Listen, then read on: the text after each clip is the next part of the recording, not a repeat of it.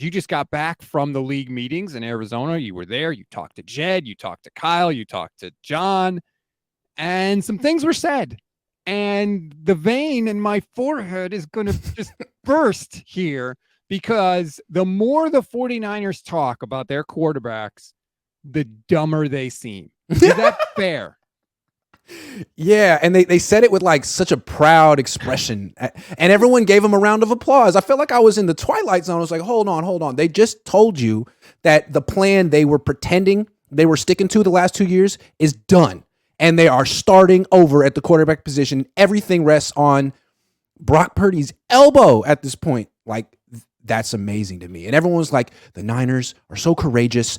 They don't care where a player was drafted. They will play the best guy. It's like, yeah, man, they definitely handled this perfectly. This one day we're going to study this, how to do it the way the Niners did. All I want is two things. I want my team to be honest with me, and I want my team to at least explain why they're doing the things that they're doing. I might disagree with it, but I got to see the plan. I just need to know the thinking, and then I can deal.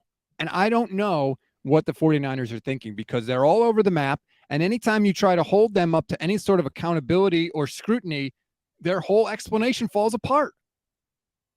Oh, yeah. And it's funny, like after the season, they had that press conference where John and Kyle were sitting next to each other. And I asked the question that they answered yesterday. I asked it 2 months ago. I said, who's the starting quarterback when they're both healthy week one? And Kyle said, first, I haven't even thought about that, is what he said. And second, we have two starting quarterbacks. So what I took that was he wasn't ready to bury Trey Lance yet. He understood the implications of his answer and was saying, I'm not going there yet. Something changed in the last 2 months.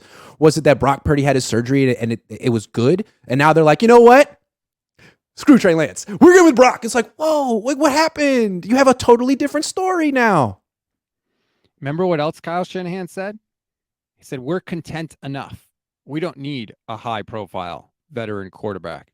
And then they ran out on the first day of the legal tampering period, and they signed Sam Darnold, who they can't sing the praises of enough. Kyle Shanahan at the league meetings. I've always liked Sam as an athlete. I've always liked him as a prospect. I like how he throws. Screw the 56 games of absolute crap that he's put on tape, right? We're going to ignore that. We're going to ignore the 90 interceptions and fumbles he's had in 56 games, and we're going to sign him anyway and give him first-team reps over Trey Lance because I like because Trey Lance's 4 games weren't quite up to what the Niners were hoping for. How does that make sense? In what universe? Maybe you know more than me, Grant. You're there. You're in the building. August 5th, 2021, Matt Mayoko said Trey Lance is the best rookie quarterback he's ever seen. I felt the same way. He's only started 4 games since then. What changed? What did he do that was so terrible now that he's got to beat out Sam Darnold? Nothing. That's the whole thing, and that's why the Niners should be raked over the coals for this. There is nothing that you could point to in Trey Lance's body of work that means he deserves this. He's not being demoted for his play. He started 4 games, and for a rookie quarterback at his age, he flashed more than enough to say that he could continue playing and has a promising career. They just gave up on him, and it seems like because he got injured, because he missed time, and now instead of prioritizing developing someone who could become special, the Niners have decided all they need is a guy who's cheap they can win with right away. That is what they're looking for. And that's a whole different thing than looking for a great quarterback, because the great quarterback takes time and patience and development. It's what, Joe Montana wasn't great right away. Neither was Steve Young. But the Niners, they're looking for functional right away, which is, great. They found it with Brock Purdy, but let me know if that quarterback that they're looking for ever wins a Super Bowl. And that's the one thing that makes what they've done at quarterback make sense. It's like that joke when you're a kid. If you add the words "in bed" to the end of every fortune cookie, it makes sense for you, right? No matter what it says. We wish you're going to have fame and good luck in bed. No matter what it says. If you attach the words "good enough" to the 49ers quarterback decisions, it all makes sense, right? They didn't scout Patrick Mahomes because they were going to get Kirk Cousins, and Kirk Cousins is good enough. Right? Yeah. They stuck with Jimmy Garoppolo after 2017 and paid him all that money because he went 5-0 and he was good enough. Not because he was like, oh man, this guy is going to be a MVP player. No one thought that about Jimmy Garoppolo. It's just, hey man, he's winning and he doesn't require any development. He's good enough right now. After 2019, they make the Super Bowl. Jimmy stays healthy, right? Tom Brady wants to play for them. No thanks, Tom. We have Jimmy Garoppolo. He's good enough. Yeah. Then Jimmy Garoppolo gets hurt in 2020. They freak out. They're like, we have to upgrade. What do we do? Let's go get Matt Stafford. They lose out on Matt Stafford. They did want him. They didn't get him. Then they traded up to number 3, but they didn't trade up for a player. Remember? They traded up for the spot because they figured between Trey Lance and Justin Fields and Mac Jones, one of those guys is going to be good enough. Yeah. Every time you look at their quarterback decisions, that's all they wanted is good enough. Just attach those words to it, and suddenly it makes sense. They got Brock Purdy now. Sure, he's coming off career-saving surgery, but Brock showed in 8 games that he's good enough. They don't want superstars.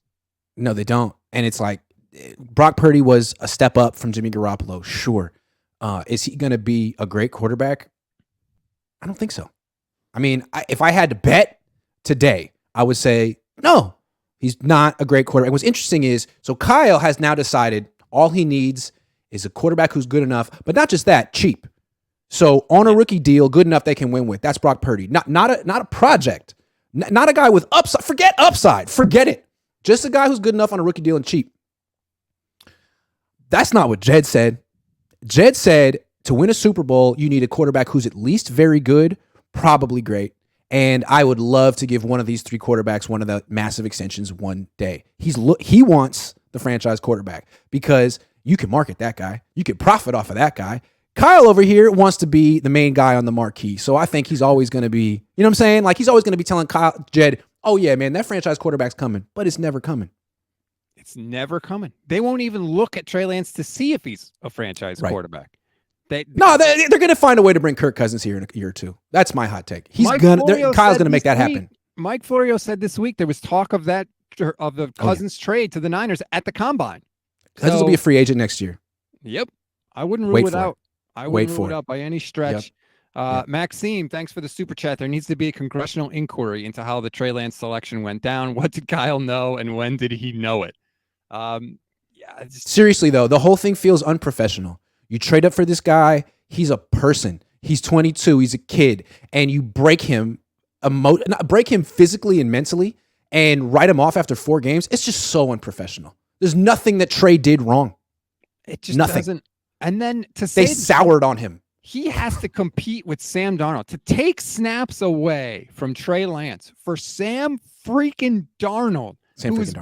Awful. He's not good. He's awful. No. Even if you want to say, oh, the 6 games, right? He played better at the end of the season. He only threw multiple touchdown passes in one of those games at the end of the season. Those 6 games that everybody holds up that are so great, right? He averaged 190 pass yards per game in those 6 games. He lost 2 of them, by the way. Here are the quarterbacks that he beat. Russell Wilson, the worst we've ever seen him. Geno Smith, Jared Goff, Andy Dalton. Wow. That's what you're holding up for Sam Darnold. That's the light at the end of the tunnel. But again, if all you're looking for is good enough, 190 yards and, 4-2, that's good enough for the Niners. But I just think it's funny that the Niners can sift through all the bad with Sam Darnold and like laser focus in on a few good things. Mm-hmm. But with Trey Lance, it's the opposite. It's like none of the good things he's done counted. And these like 4 bad things are just like damning for him. It's like, it seems a little inconsistent. I think I would probably trust my evaluation on the guy with 50 starts more than my evaluation on the guy with 4 starts. And I'd be a little bit more interested on what that guy can do than what this bum can do. But that's me. And here's the other thing I don't want to hear that doesn't hold up to any scrutiny whatsoever. Well, the 49ers have seen Trey Lance in practice. They know what he had. If they could judge a quarterback based on what they could see in practice, they never would have brought Jimmy back because they had Brock. They couldn't tell that Brock was any good until he actually got in and played. And you know why that is? Because football practice isn't football. You can't touch the quarterback. They wear a different colored jersey. You literally can't touch them. It's not football. Football is a combat sport. It's a war game. Injuries happen every game. it's different. And so they couldn't tell Brock was special. What they like about Brock was how he played in games, not how he played in practices. He's a gamer, or so they think. So Trey could be a gamer too. It's just that he lacks experience. You don't know what he's going to be on his 20th start. We do know what Sam Darnold's going to be in his 50th start. The same thing he was in the other 55, which is just awful. Like a head case. Seeing There's no confidence. Do we forget that? Like, I mean, come on. But Kyle, Brock Purdy had confidence before he came to this team. That's what was so cool about him. He strutted around the field like he was freaking Peyton Manning. Sam Darnold isn't that guy at all. And the Niners can think, well, you put him on a good team, it'll boost his confidence. Did that work with Trey? Just putting a guy on this team doesn't necessarily boost his confidence because he's going to be the scapegoat every time for everything.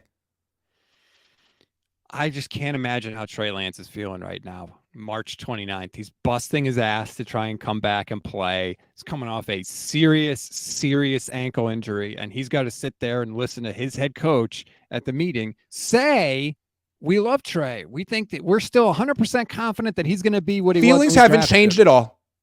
But yet, he's got to beat out Sam Darnold. He's got to split reps. We're taking reps away from him for Sam. Taking reps away. So think about it. So Brock Purdy is going to get 0 reps this offseason, potentially. Trey Lance will get some first-team reps. Sam Darnold will get some first-team reps. The Niners won't have a quarterback who's fully prepared for the start of the season, which just means another slow start, most likely, and probably not the number 1 seed. But we can't start Trey Lance because we're in a Super Bowl window and we have to win now, even though we were 3-4 last year and 3-5 the year before that. But they can't sustain. They can't have it. We can't play Trey Lance because they can't. Yeah, God forbid Trey Lance has a slow start, but they can weather it with Jimmy. Right. That's what I don't understand. Yep. This, again, hold it up to any type of scrutiny and it just collapses on itself. And I just want a real explanation from them. Just tell us the truth. If you think that you thought that Trey was going to be ready to go when you drafted him and he wasn't, and you just don't have the patience for it, just tell me that. It might be dumb. I might disagree with it, but whatever. Well, I think it's pretty clear that coaches and teams and GMs think fans are stupid. Sorry. They do. I think they think that you will buy whatever they sell. The troubling thing is that the owner is supposed to be like the real shit tester. Like, you can't lie to him. But it seems like Jed is just like a Niner fan. Like, hey, man, tell me everything's okay, John and Kyle. Tell me everything's okay. And they're like, everything's okay. He's like, thank you. Let's go to Cabo. He organizes the Cabo trip. That's what Kyle said. Jed organizes it.